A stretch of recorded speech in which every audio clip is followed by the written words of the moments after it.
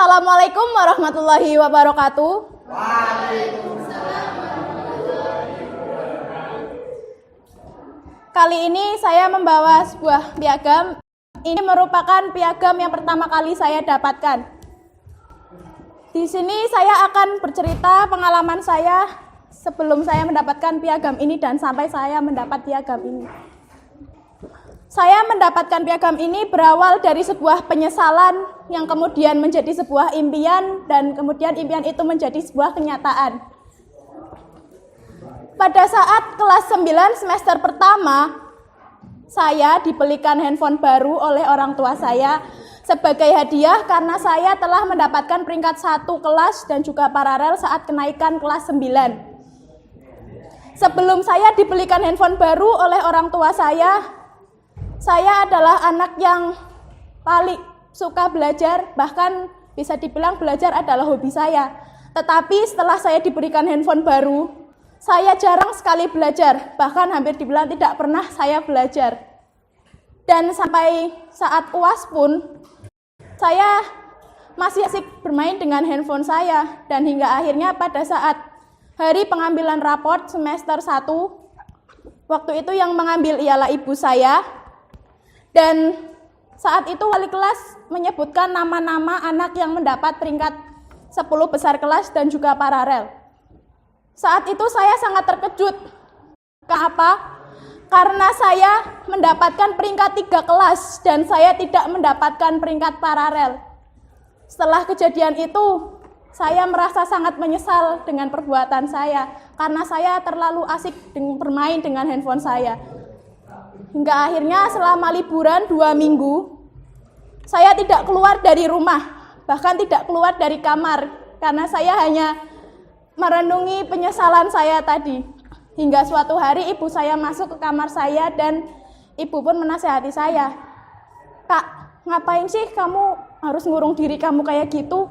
Kamu tuh nggak perlu kayak gitu. Lagian nasi juga sudah menjadi bubur, jadi kamu lebih baik belajar mempersiapkan diri untuk UN."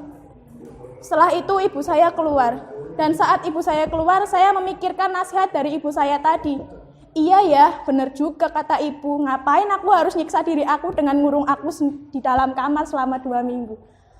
Dan akhirnya saat semester 2 hari pertama, saat saya ingin berpamitan berangkat sekolah pada orang tua, kemudian saya memberikan handphone saya tersebut kepada ayah dan juga ibu saya. "Pak, Bu, ini HP-nya kakak kembalikan." Ayah saya kaget, "Loh, kenapa dibalikin, Kak?"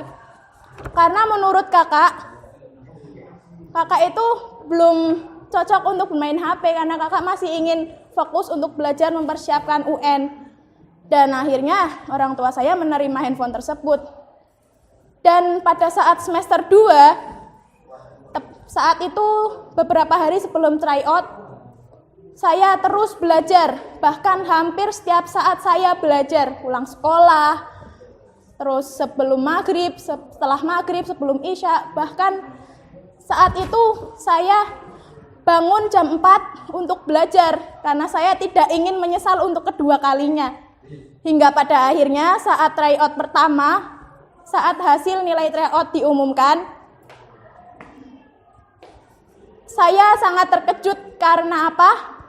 Karena saya berhasil mendapatkan saat itu mendapat peringkat 9 paralel. Saat itu saya sangat senang sekali. Dari situ saya semakin giat dan saya tambah semangat untuk belajar. Dan saat tryout 2 dan juga tryout 3, saat itu tryout 2 nilainya tidak diumumkan karena nilai tryout 2 dan 3 akan digabungkan menjadi 1. Hingga suatu hari saat itu nilai hasil tryout 2 dan 3 pun diumumkan oleh pihak sekolah. Dan yang mengambil hasilnya adalah orang tua. Saat itu yang mengambil ialah ibu saya. Dan pada waktu ibu saya mengambil hasil nilai tryout kedua dan juga ketiga saya sedang mengikuti kelas akselerasi matematika. Dan saat itu saya dipanggil oleh guru saya, waktu itu Pak Agus. Pak Agus memanggil saya, "Soimah, kamu dipanggil ibu kamu di depan." "Iya, Pak." Saat itu saya langsung ke depan dan Saya langsung bertanya pada ibu saya, "Bu, gimana hasilnya?" Saya terkejut karena ibu saya langsung memeluk saya dan ibu saya berbicara, "Kak, ibu bangga sama kamu." "Loh, kenapa, Bu?" "Kamu dapat peringkat 1 di kelas dan juga peringkat 2 paralel." Saat itu saya benar-benar senang dan saya sangat terharu hingga saya pun menangis. Dan saat itu tibalah beberapa hari sebelum UN, saya memohon doa restu kepada kedua orang tua saya sungkeman dengan ayah dan juga ibu saya.